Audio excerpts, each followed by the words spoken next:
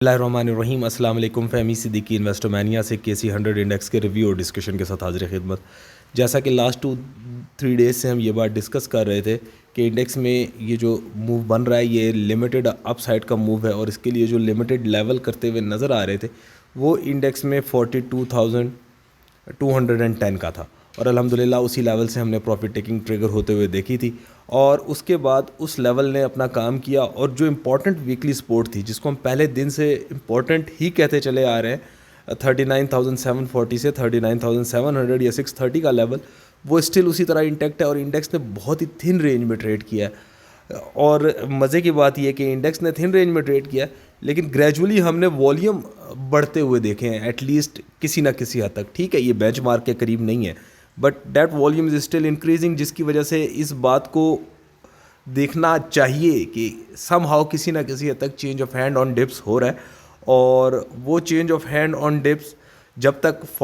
39,600-630 की imported support intact रहती है तब तक हम उसको डिस्ट्रीब्यूशन कंसिडर नहीं करेंगे। हम उसे किसी ना किसी हद तक सिलेक्टिव स्टॉक्स में एक्यूमुलेशन कंसिडर करते हुए सिलेक्टिव स्टॉक्स में काम करेंगे। इम्पोर्टेड सपोर्ट इंडेक्स की भी इंटैक्ट है, रेजिस्टेंस भी इंटैक्ट है और जिस तरह के कल भी ये बात डिस्कस की थी कि इस रेंज के दरमियान ही इंडेक्स कंसोलिडेट करता हुआ नज़र आ सकता है और वो कंसोलिडेशन इंपॉर्टेंट सपोर्ट की वजह से शॉर्ट कवरिंग भी ट्रिगर करती नज़र आ रही है और वहाँ पे समहाउ किसी ना किसी हद तक बाइंग भी डेवलप हो रही है।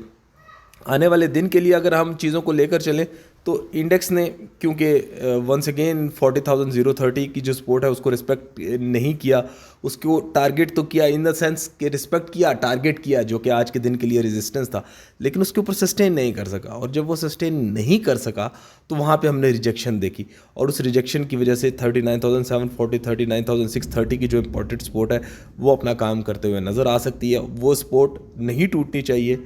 और अगर वो सपोर्ट इंटैक्ट रहती है, जिसके अब चांसेस हैं कि कल के दिन काफ़ी हद तक कि वो इंटैक्ट रहेगी, तो इंशाल्लाह फर्दर अपसाइड्स के ऊपर कुछ ना कुछ एक मूव या कंसोलिडेशन कंटिन्यू होता नज़र आ सकता है। On the upside 40,210 is still resistance और इस रेजिस्टेंस के ऊपर सस्टेनेबिलिटी